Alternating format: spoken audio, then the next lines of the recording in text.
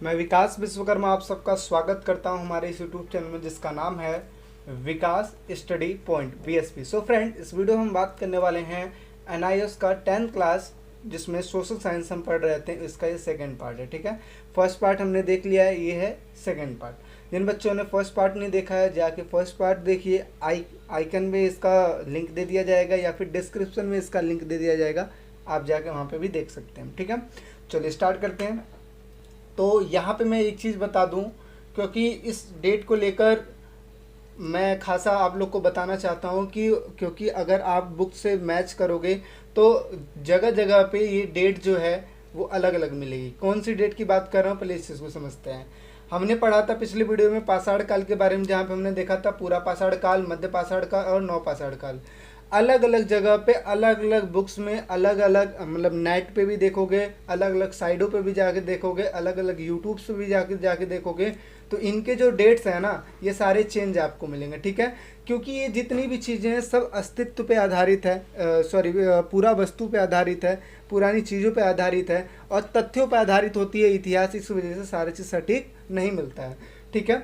जैसा कि एनआईएस के बुक में लिखा हुआ है, ये 40 लाख वर्ष से 40 लाख वर्ष ईसा पूर्व से लेकर 10,000 ईसा पूर्व तक, ये तो मैंने बताया है। लेकिन आपके बुक में ये 40 लाख नहीं लिखा है, बल्कि यहाँ पे 5 लाख लिखा हुआ है, ठीक है। यानी कि 5 लाख वर्ष ईसा पूर्व से लेकर 10,000 ईसा पूर्व के बीच की बात है, ठीक है। मध्यकाल की बात करें तो आपकी बुक में लिखा है 10,000 ईसा पूर्व से लेकर 8,000 ईसा पूर्व, ठीक है। और इसके अलावा नव पाषाण की बात करें तो यहाँ पे लिखा है कि 8,000 ईसा पूर्व से लेकर 4,000 ईसा पूर्व। कहीं आप देखोगे तो इसके अलग अलग चीज़ दिखाई देंगे, ठीक है। ये 5 लाख नहीं, कहीं 25 लाख भी लिखा हुआ है। यहाँ पे 10,000 से लेकर 8 नहीं बल्कि 6 लिखा हुआ है। यहाँ पे देखोगे तो 8 से लेकर 1 यानी कि 1,000 ईसा पूर्व तक लिखा है। तो इस पे आपको कन्फ्यूजन वाली बात नहीं होनी चाहिए। बस आपको समझने वाली बात क्या है कि पूरा पाषाण काल था क्या, बस इस चीज़ को समझना। डेट का कोई मैच नहीं, क्योंकि जो इतिहास है, इतिहास सब्जेक्ट ही ऐसा है कि इसमें अगर हम पास्ट में जाएं तो पास्ट में कोई पक्का सबूत तो है नहीं, सब तथ्यों और मतलब सबूतों पर आधारित होता है, बस वही चीज़ है, ठीक है ना। तो इसमें कन्फ्यूजन वाली कोई बात नहीं होनी चाहिए। आगे बढ़ते हैं। तो देखिए यहाँ पे हमने ये पढ़ लिया था, कांस्य युग पढ़ लिया था, मेसोपोटामिया, मिस्र सभ्यता, चीनी सभ्यता, हड़प्पा सभ्यता, ये तो हमने पढ़ लिया था। अब लौ युग पढ़ रहे थे जिसमें हमने लौ युग का डेफिनेशन समझा था। अब इस वीडियो में बात करेंगे यूनानी सभ्यता, रोमन सभ्यता और ईरानी सभ्यता। इस वीडियो में चैप्टर ओवर कर देंगे, ठीक है। तो चलिए स्टार्ट करते हैं। ये इसका डेफिनेशन मैंने पढ़ा दिया है, जाकर फर्स्ट वीडियो देखिए, वहाँ पर आपको सारी चीज़ मिल जाएगा। आगे बात करते हैं। अब देखेंगे यहाँ पे यूनानी सभ्यता। तो देखिए यूनानी सभ्यता करीब 2000 साल पहले विकसित हुई थी। नगरों और राज्यों का विकास यूनानी सभ्यता की एक अनूठी विशेषता है। अनूठी का मतलब क्या होता है, मतलब एक तरीके से आप समझ लो व्यापक विशेषता है, ठीक है। तीसरे की बात करें तो हर एक नगर सुरक्षा की दृष्टि से दीवारों से घिरा होता था, ठीक है, चारों ओर दीवार बने होते थे। आगे अगर बात करें तो यूनानी नगर राज्यों में सबसे प्रसिद्ध जो, यानी कि यूनानी नगर राज्यों में जो सबसे प्रसिद्ध थे वो कौन थे, एक थे एथेंस और दूसरे थे स्पार्टा। अब एथेंस और स्पार्टा क्या थे, एथेंस धनी और सुसंस्कृत थे और एथेंस वासियों में लेखक हो गए, दार्शनिक हो गए, कलाकार हो गए, चिंतक हो गए इत्यादि लोग शामिल थे, किसमें, एथेंस में। स्पार्टा की अगर बात करें तो स्पार्टा लगभग इसी सैनिक शिविर के समान थे, ठीक है ना। यानी कि स्पार्टन में अगर बात करें तो सैनिक लोग रहते थे और ये इनकी में बात करें तो दार्शनिक, कलाकार, चिंतक इत्यादि लोग थे, ठीक है। एथेंस और स्पार्टा में लड़ाई होती है जो कि 27 साल चलती है, जिसकी वजह से एथेंस की हार हो जाती है, ठीक है। अब एथेंस की हार तो हो गई, लेकिन इसके बावजूद भी जो यूनान की प्राचीन कला है, जो विज्ञान है, जो साहित्य है और जो मूर्ति कला है, वो आज भी अगेड़ है। मतलब क्या है कि आज भी किसी के मतलब टक्कर सबको दे सकती है, ठीक है। जैसे आपने सुकरात का नाम सुना ही होगा, अरस्तु का नाम आपने सुना होगा। तो ये जितने भी हैं महान दार्शनिक है जिनके ग्रंथ आज भी क्या हैं, प्रसिद्ध हैं। आगे अगर बात करें तो एक समान यूनानियों में विशाल साम्राज्य भी खड़ा किया। एक यूनानी जो थे जिसने विशाल साम्राज्य की भी स्थापना की, जिसे इतिहास में सिकंदर महान के नाम से जाना जाता है, ठीक है। इसने क्या किया था, यूरोप के बाहर जाकर सीरिया, मेसोपोटामिया, मिस्र, अफगानिस्तान और यहाँ तक कि मध्य एशिया और पूर्वी पश्चिमी भारत को भी जीत लिया था। सिकंदर 33 साल की छोटी सी उम्र में मर गया, जिसके बाद साम्राज्य छोटे छोटे हिस्सों में खंडित हो गया था और बाद में यूनान पर रोमवासियों का कब्जा हो गया था। तो ये था यूनानी सभ्यता। आई थिंक आपको समझ में आया होगा। आगे बात करते हैं। तो देखिए, रोमन सभ्यता की अगर बात करें तो रोमन सभ्यता मध्य इटली में टाइबर नदी के तट पर बसा हुआ था। दूसरा, रोमन वासियों में ने एक गणराज्य की स्थापना लगभग 510 ईसा पूर्व में हुआ था। आगे अगर बात करें तो रोमन साम्राज्य की प्रमुख संस्थाएं जो थी 3 हिस्सों में डिवाइड थी, यानी कि उसके समाज का जो बनावट था वो 3 हिस्सों में डिवाइड था, सम्राट, सीनेट और सेना। सम्राट जो होते थे एक तरीके से राजा थे, सीनेट थे उनमें मंत्रीगण अभिजात वगैरह आते थे, और जो सेना थी उनका तो आप समझते हो, सेना का काम क्या होता है कि राजा के निर्देश के अनुसार चलना। आगे अगर बात करें तो रोमन सभ्यता में एक आगस्टस नाम के एक राजा थे, जिन्होंने रोम का प्रथम सम्राट था आगस्टस, और आगस्टस सीजर जूलियर का भी भतीजा था, और इसके टाइम का जो काल था बहुत ही अच्छा माना जाता है रोमन सभ्यता का। ठीक है, तो रोम ने इसके टाइम पे क्या था, रोम ने इतनी उन्नति की कि उसने उसके काल में रोम को स्वर्ण युग बोल दिया गया था, यानी कि अगस्टस के काल में रोम को स्वर्ण युग का नाम दे दिया गया था। आगे बात करते हैं 6 पॉइंट की। तो रोम साम्राज्य 3 महाद्वीपों में फैला हुआ था, एक यूरोप, एशिया और अफ्रीका, इन 3 हिस्सों में फैला हुआ था रोम सभ्यता। आगे अगर बात करते हैं अगस्टस के शासनकाल में महान पैगंबर, ठीक है, महान पैगंबर ईसा मसीह का भी जन्म बेथलहेम में हुआ था। ठीक है, बेथलहेम में हुआ था। उन्होंने एक नए धर्म का प्रचार किया था। जो ईसा मसीह थे, इन्होंने क्या किया था, नए धर्म का प्रचार किया था। आगे उनके अनुसार सभी नर नारी ईश्वर के संतान हैं, इसलिए एक दूसरे से घृणा के बजाय उनसे क्या करना चाहिए, प्यार करना चाहिए। ठीक है, और उनके निधन के बाद ईसा के अनुयायियों ने उनकी शिक्षाओं को आम लोगों के बीच फैलाना शुरू कर दिया था। ठीक है, तो यानी कि हमें समझ में आया कि ईसा मसीह का जन्म हुआ था, उसके बाद इन्होंने ये शिक्षाएं देना स्टार्ट किया था कि सारे लोग एक बराबर है, इनसे आपस में प्यार बना के रखो, और उनके निधन के बाद इनके जो अनुयायी थे इनकी शिक्षाओं को हर जगह पे फैला दिया। तो ये सारी बातें थी किसकी, रोमन साम्राज्य की। आगे अगर बात करते हैं तो ये है ईरानी सभ्यता। तो देखिए, लो युग में फारस, आधुनिक इराक में आर्य कबीले रहते थे, यानी कि लो युग में फारस में कौन रहते थे, आर्य कबीले रहते थे, जिनको आधुनिक यानी कि इस टाइम पे क्या बोला जाता है, इराक बोला जाता है। ठीक है, पहले इसको फारस बोला जाता था जहाँ पे आर्य कबीले हुआ करते थे, और आधुनिक यानी कि इस टाइम पे क्या है, इसको क्या बोला जाता है, इराक बोला जाता है। मीडिस नामक उनकी एक शाखा देश के पश्चिमी हिस्से में रहती थी। मीडिस ने एक शक्तिशाली राज्य की स्थापना भी की थी। इनमें ईरान का विशाल इलाका शामिल हुआ करता था। ठीक है, आगे बात करते हो तो पारसी राजाओं में से एक साइरस ने 550 ईसा पूर्व में पारसियों को एकताबद्ध किया और मीडिज को पराजित कर एकेमेनी साम्राज्य की स्थापना की। अर्थात कहने का मतलब है कि पारस के जो राजा थे, इसने मीडिज, ये जो मीडिज है ना, इनको क्या करता है कि लड़ाई कर लेता है, और लड़ाई करने के बाद इसका शासन को ख़त्म कर देता है, और यहाँ पे किसका शासन स्थापित करता है, एकेमेनी की स्थापना करता है। आगे अगर बात करें तो दारा जो था वो प्रथम ईरान का महानतम सम्राट बना था, और उसके शासनकाल में ईरानी कला, वास्तुकला और मूर्तिकला का भी विकास हुआ था। उसने एक शक्तिशाली नौसेना भी संगठित की थी। ठीक है ना, इसके राज्य में एक नौसेना भी संगठित हुई थी। आगे फारसी सम्राट योग्य प्रशासक थे, और जिसने अपने साम्राज्य को प्रांतों में विभाजित किया, यानी कि छोटे छोटे प्रांतों में विभाजित कर दिया। तो ये हमने क्या पढ़ लिया, ईरान के बारे में हमने पढ़ लिया। ठीक है, इससे पहले हमने रोम के बारे में पढ़ लिया, और इससे पहले हमने यूनान के बारे में पढ़ लिया। तो अब देखिए, इस तरीके से जो लो युग था जिसमें हमने इन तीनों चीज़ को कवर अप कर लिया, यूनान सभ्यता, रोमन सभ्यता और ईरानी सभ्यता। अब बढ़ते हैं हमारे अगले टॉपिक की ओर।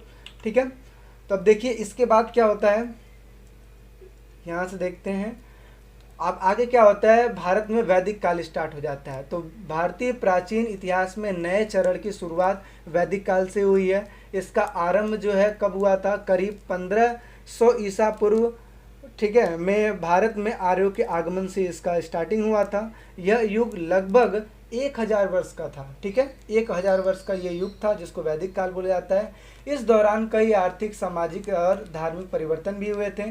वैदिक युग को दो हिस्सों में बांटा गया है, यानी कि वैदिक हिस्सों को अगर डिवाइड करें तो दो हिस्सों में डिवाइड होता है। एक होता है पूर्व वैदिक युग और दूसरा होता है उत्तर वैदिक युग। पूर्व वैदिक युग की जानकारी हमें किससे मिलती है? ऋग्वेद से। और जो उत्तर वैदिक काल है उसमें जो बाकी जो 3 वेद हैं उनकी रचना की गई थी। तो अब देखिए यहाँ पे मैं एक चीज़ बता दूँ, ये जो वैदिक काल है, ठीक है, वैदिक जो युग है इसको दो हिस्सों में डिवाइड किया गया है। एक है पूर्व वैदिक युग और दूसरा है उत्तर वैदिक युग। जो हमने 4 वेदों के बारे में पढ़ा है जिसमें से ऋग्वेद जो सबसे प्रथम में आता है, तो ऋग्वेद की जो जानकारी मिलती है वो मिलती है पूर्व वैदिक युग में, ठीक है। और बाकी के बचे जो 3 हैं जैसे सामवेद, यजुर्वेद, अथर्ववेद, ये उत्तर वैदिक काल में मिलते हैं, ठीक है। तो अब देखते हैं कि यानी कि पूर्व वैदिक युग में कौन कौन सी चीज़ें हुआ करती थी, जैसे कि पशुपालन, आजीविका के साधन, ठीक है। आजीविका का मुख्य साधन था क्या? पशुपालन था। थोड़ी बहुत खेती भी करना स्टार्ट कर देते। जाति प्रथा नहीं थी, यहाँ पे जाति प्रथा नहीं थी, ठीक है। और इंद्र सबसे प्रमुख देवता हुआ करते थे। इस टाइम पे जो देवताओं में जो सबसे श्रेष्ठ माने जाते थे वो इंद्रदेव माने जाते थे, इन्हीं को सब पूजा करते थे। आगे क्या होता है? उत्तर वैदिक काल में बाकी जो 3 वेद थे इनकी रचना हुई थी, जैसे सामवेद, यजुर्वेद और अथर्ववेद। इस टाइम पे क्या था? इस समय खेती बाड़ी प्रधान कार्य हो गया था, यानी कि सबसे ज़्यादा मुख्य कार्य जो था जिसकी वजह से रोजी रोटी चलती थी वो खेती बाड़ी से चलती थी। आगे अगर बात करें तो कई फसलें तथा गेहूँ उगाई जाती थी, जैसे गेहूँ हो गया, चावल हो गया, ईख हो गया, इत्यादि चीज़ें उगाई जा रही थी। लोहे के हथियार और औजार इस्तेमाल होने लगे थे, ठीक है। 4 जातियाँ भी बनी थी, जैसे ब्राह्मण, क्षत्रिय, वैश्य और शूद्र बनी हुई थी। इंद्रदेव का महत्व कम हो गया। अब इस काल में क्या, उत्तर वैदिक काल में जो इंद्र का जो महत्व था वो कम हो गया था और लोग अपने देवता प्रजापति मुख्य हो गए थे, यानी कि सबके जो प्रजापति होते हैं, अपने जो कुलपति होते हैं ना, उनकी पूजा करना स्टार्ट कर दिए थे। तो हमें ये समझ में आया है कि जो वैदिक काल है वो दो हिस्सों में डिवाइड है, पूर्व वैदिक काल और उत्तर वैदिक काल। जहाँ पे पूर्व वैदिक काल में ऋग्वेद से संबंधित है, जहाँ पे ये सारे चीज़ आजीविका के साधन थे, और जहाँ पे उत्तर वैदिक काल में ये सारे आजीविका के साधन थे। आगे अगर बात करें तो देखिए उत्तरोत्तर युग, वैदिकोत्तर युग जो है अपना, ठीक है। इसमें क्या है कि छठी सदी ईसा पूर्व में उत्तर और पूर्व भारत में बड़े राज्य उभरे, जिन्हें क्या बोला गया? महाजनपद बोला गया, ठीक है। वैदिकोत्तर युग में क्या हुआ था कि 6ठी शताब्दी ईसा पूर्व में उत्तर और पूर्व भारत में बड़े राज्य उभरे थे जिनको महाजनपद बोला गया था। और महाजनपद थे कितने? 16 थे, जिसमें से 16 महाजनपदों में जैसे मगध, कोसल, अवंती, ये जो 3 थे ये सबसे ज़्यादा शक्तिशाली महाजनपद थे। कृषि के विस्तार में, शहरीकरण के शुरुआत और व्यापार उद्योग का यहाँ पे बहुत ज़्यादा विकास हुआ था। और इसके अलावा लोहे का अच्छा प्रयोग भी होने लगा था इस टाइम पे मगध, कोसल और अवंती में। इस वजह से ये जो महाजनपद थे ये बहुत ज़्यादा फेमस थे, खासकर जो मगध था ये फेमस था, ठीक है। तो ये था वैदिकोत्तर युग का। अब बात करते हैं इस टाइम के बाद क्या क्या धर्म आए। तो इस टाइम के बाद 2 धर्म आए थे, एक था बौद्ध धर्म और दूसरा था जैन धर्म। तो इसके बारे में समझ लेते हैं। गौतम बुद्ध का जो जन्म था लुम्बिनी में 563 ईसा पूर्व में हुआ था। 29 वर्ष की आयु में ज्ञान की प्राप्ति हुई थी। 4 आर्य सत्य और अष्टमार्ग की शिक्षा इनको आती थी, ठीक है। और इन्होंने सबको ज्ञान दिया 4 आर्य सत्य के बारे में, और अष्टांगिक जो मार्ग है इसके बारे में ज्ञान दिया लोगों को। आगे क्या होता है, 80 वर्ष की उम्र में इनकी देहांत हो जाती है, ठीक है। और जो टाइम है इसका 483 ईसा पूर्व में इनका मतलब देहांत हो जाता है। और उत्तर प्रदेश के कुशीनगर में ये निर्वाण प्राप्त कर लेते हैं। निर्वाण का मतलब होता है मोक्ष की प्राप्ति कर लेना, ठीक है। तो हमें समझ में आया है कि जो बौद्ध धर्म है इनकी स्थापना किसने किया था? गौतम बुद्ध ने किया था, जिनका जन्म 563 में हुआ था। और आगे चल के इन्होंने शिक्षाएं दी, 4 आर्य सत्य दिए, जैसे झूठ ना बोलना, ठीक है, सत्य का हमेशा पालन करना, ये बहुत सारी चीज़ें हैं जिन्होंने ये सबको शिक्षाएं दी हैं। और उसके बाद 483 ईसा पूर्व में क्या होती है, इनकी डेथ हो जाती है। अगर जैन धर्म की बात करें तो जैन धर्म में क्या है कि ऋषभनाथ जैन धर्म के संस्थापक तथा पहले तीर्थकर थे।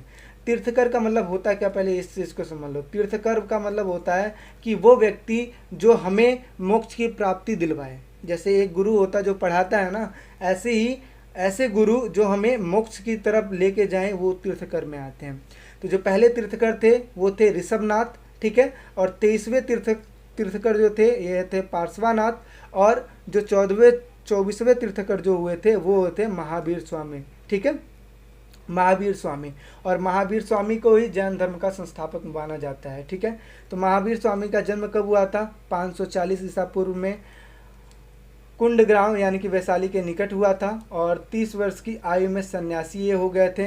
468 ईसा पूर्व में राजगीर के निकट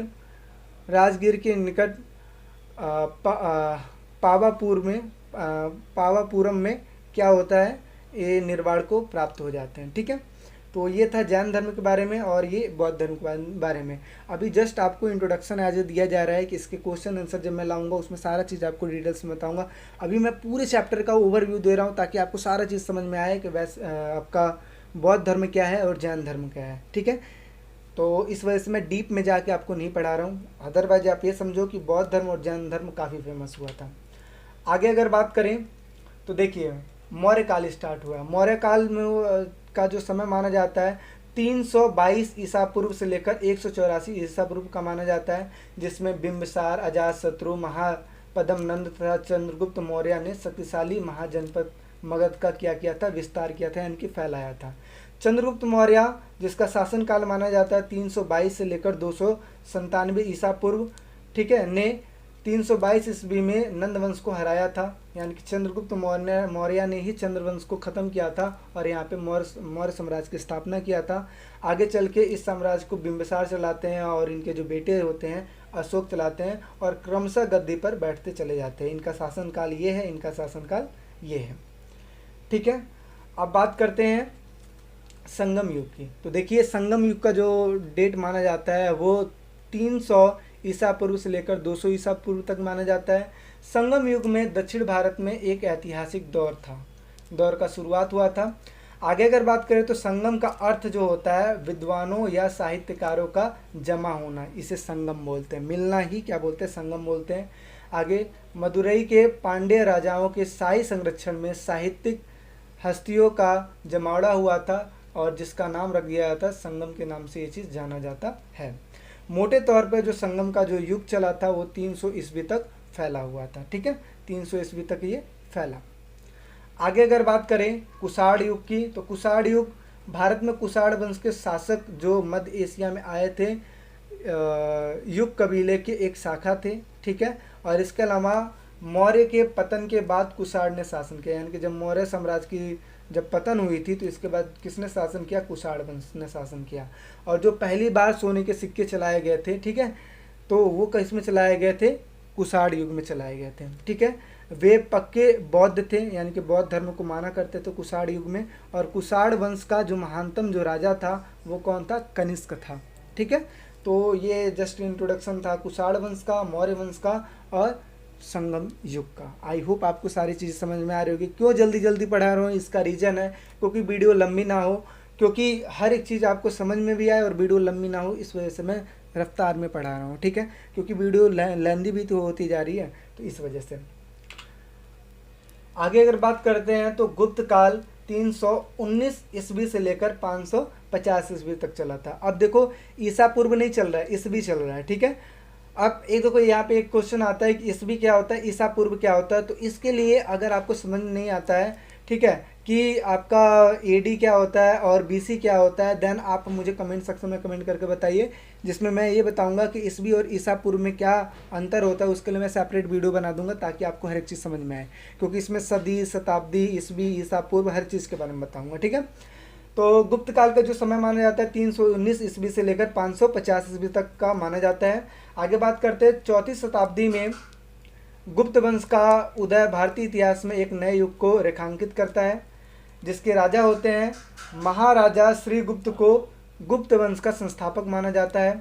गुप्त वंश के संस्थापक महाराजा श्रीगुप्त के बाद घटोत्कच, यानी कि गुप्त वंश जब श्रीगुप्त का जो खात्मा हुआ था उसके बाद जो राजा बने थे वो कौन बने थे, घटोत्कच गुप्त बने थे। और उसके बाद चंद्रगुप्त जैसे शासन बने, जिनका शासनकाल 319 से लेकर 355 ईस्वी तक चला। आगे अगर बात करें तो समुद्रगुप्त जिनके बारे में इलाहाबाद स्तंभ में जानकारी मिलती है। इलाहाबाद स्तंभ का मतलब क्या है कि इलाहाबाद में एक स्तंभ बनाया गया है, एक जो पत्थर का शिला होती है उस पर लिखा गया है इनके बारे में, समुद्रगुप्त के बारे में। तो समुद्रगुप्त ने अश्वमेध यज्ञ करवाया था। अश्वमेध यज्ञ का मतलब होता है कि एक ऐसा यज्ञ जिसमें अश्व को छोड़ा जाता है और जो अश्व जो होता है जितने दूर जाता है वो सारा कब्जा इनके हाथ में चला आता है, ठीक है, उस राजा के हाथ में चला जाता है। और जो भी अश्व रोकने की मतलब दुष्टता करता है तो उस टाइम पे जो राजा होता है वो उससे लड़ाई करता है, ठीक है। और ये किस चीज़ का प्रतीक होता है, ये शक्ति का प्रतीक होता है, ठीक है।